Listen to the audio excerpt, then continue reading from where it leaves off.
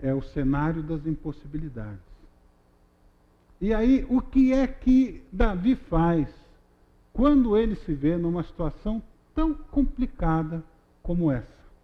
O segundo passo dessa espiral é, o Salmo diz que ele buscou ao Senhor, mas buscou de que forma? Colocando nele toda a esperança. E isso aqui, queridos, é tão importante. Porque eu acho que a gente não tem muita noção do que é colocar toda a esperança em Deus. Ele diz assim no verso 1, coloquei toda a minha esperança. No hebraico você não tem superlativo. Para você enfatizar algo, você repete a palavra. Literalmente aí está escrito esperei esperando. É o mesmo verbo, o verbo cavar no hebraico, que aparece 2 vezes. É que eu esperei tanto, mas eu não esperei de qualquer jeito. Eu esperei não apenas como quem fica aguardando alguém que está atrasado e o relógio não passa, a pessoa não chega, né? A moçada que vai no shopping esperar a namorada sabe como é isso, né? Tem que passar mais um pentinho, um batonzinho, um perfuminho, e ela não chega, e você fica impaciente, porque você está querendo ver a sua cara metade lá.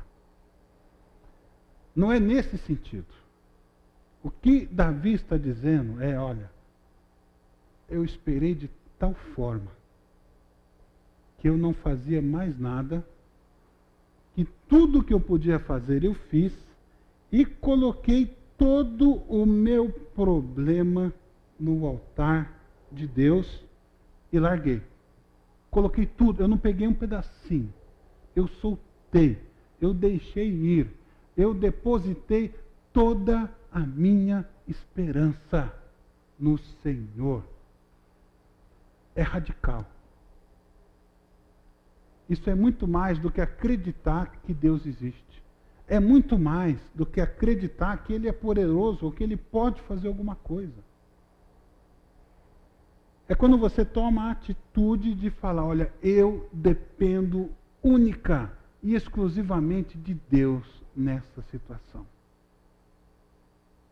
Tanto que ele fala, no contraponto dele lá na frente, eu não sou como os arrogantes, como as pessoas que vão atrás dos orgulhosos, que vão atrás dos deuses falsos. Eu coloquei toda a minha esperança em Deus.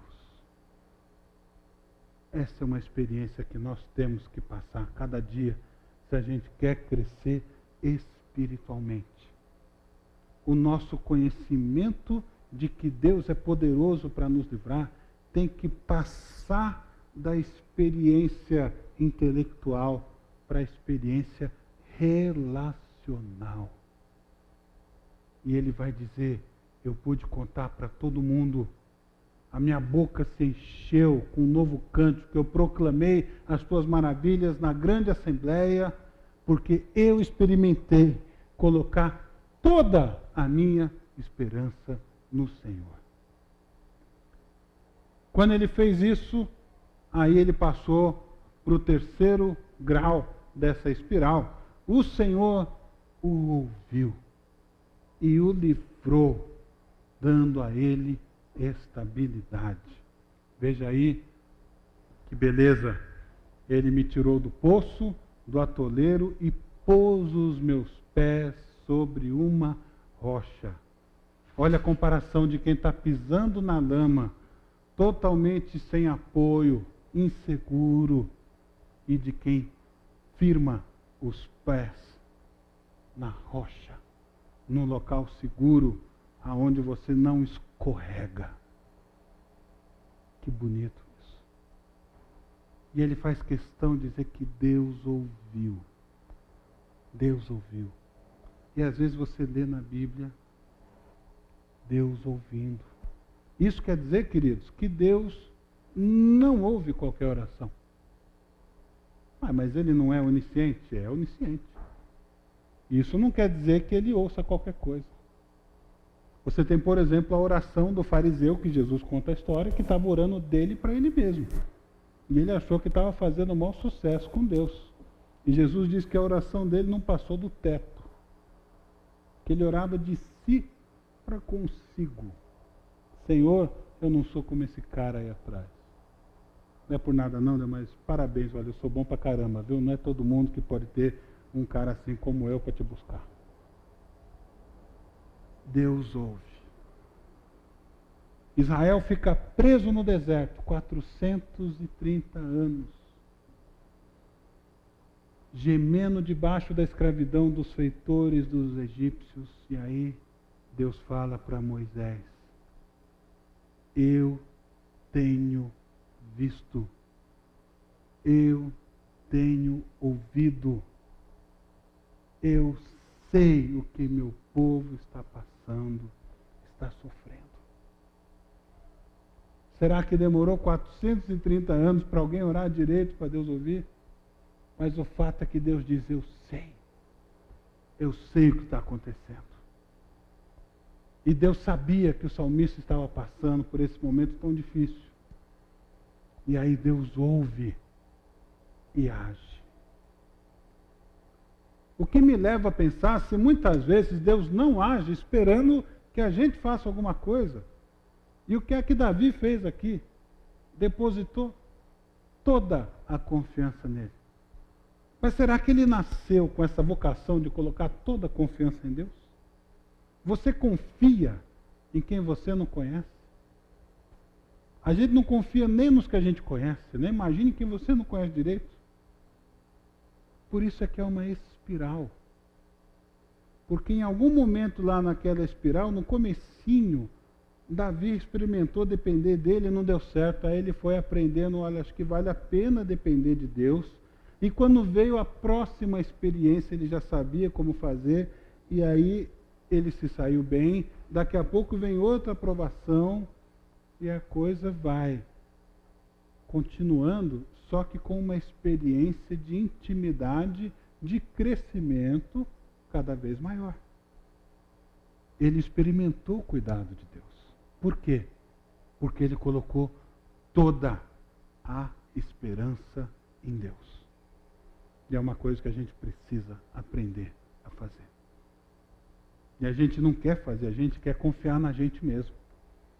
A gente acha que os nossos recursos é que vão dar conta. Que o nosso remédio, o nosso jeito, o nosso cartão do advogado, do deputado, a conta no banco é que vai resolver o problema. Mas há um grande especialista em tirar pessoas do fundo do poço. Pessoas que resolvem confiar totalmente nele, depositando a sua esperança. A espiral continua. O Senhor lhe deu um novo cântico para louvor e testemunho, e quem escreve também é um músico. E você imagina, quem conhece músico aqui? Levanta a mão. Tem músico aqui? Deixa eu ver, tem músico aqui presente, ou músico, compositor? Compositor eu sei que tem pelo menos uma aqui, eu sei que tem. Olha aí. Quem conhece músico? Levanta a mãozinha. Agora os músicos vão ficar tudo bravos comigo, né? É que músico às vezes é um pouco difícil da gente lidar, porque eles transbordam as suas emoções. São artistas. Por isso é que compõem coisas lindas, belas músicas, melodias, mas essas emoções que extravasam de tal forma também, às vezes, dificultam o relacionamento com eles. Agora, você quer ver alguém frustrado? É olhar para um músico sem cântico novo na boca. Um músico que parou de compor. Um médico que para de curar. Um pastor que não prega. Um professor que não dá aula. Tira de você aquilo que você mais ama fazer, a tua grande vocação. Como é que você vai ficar?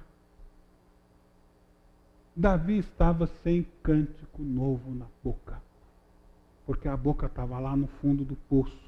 E talvez o eco do poço atrapalhasse a inspiração dele. Tanta dificuldade que ele não conseguia escrever uma letra. tocar 2 acordes na sua harpa. Mas Deus não só o livra, o põe sobre a rocha, mas sopra nele, o inspira um cântico novo. Por isso é que os salmos falam: cantem ao Senhor um cântico novo. Sejam inspirados por aquele que é capaz de inspirar cânticos novos. Veja aí o texto dizendo: ele pôs um novo cântico na minha boca já estava seca. Eu não sabia mais o que era compor, eu não tinha mais alegria na minha vida. Mas dessa experiência, desse livramento, brotou um hino de louvor ao nosso Deus. E ele crê que quando ele contar isso, muitos temerão, que vai servir de testemunho quando escutarem o que ele tem para contar. E aqui estamos nós, meditando no cântico que ele escreveu quando saiu do poço da perdição, o Salmo 40. Como é feliz o homem que põe no Senhor a sua confiança. E aí ele vai dizendo: gente, vale a pena. Quer ser feliz? Confie em Deus. Não tenta sair do poço sozinho. Pode ser que você se afunde cada vez mais. Quantas maravilhas o Senhor tem feito. Ele quer contar as coisas, mas ele começa a perceber: é tanta coisa que não dá para escrever. Ele não consegue, ele não acha palavras para escrever tanta coisa que Deus fez na vida dele. Quer dizer, os olhos dele começam a se abrir para as bênçãos que Deus entregou a ele. O próximo passo dessa espiral é Davi descobrindo que o sacrifício que agrada a Deus é a vida piedosa. E aqui, queridos, vem talvez o ensinamento mais precioso desse salmo. O sacrifício que agrada a Deus. Então não é qualquer sacrifício que agrada a Deus. Veja bem, o salmo está dizendo ali: sacrifício e oferta não quiseste, não pediste, mas abriste os meus ouvidos, literalmente, perfuraste os meus ouvidos. Olha a força dessa expressão. Ela pode estar aludindo ao fato de um escravo furar a orelha, mas é pouco provável, porque o escravo furava a orelha quando ele gostava muito do seu amo e não queria mais ser liberto. Ele quer servir esse amo para sempre. Está lá no Antigo Testamento. Mas está usando as 2 orelhas, os 2 ouvidos.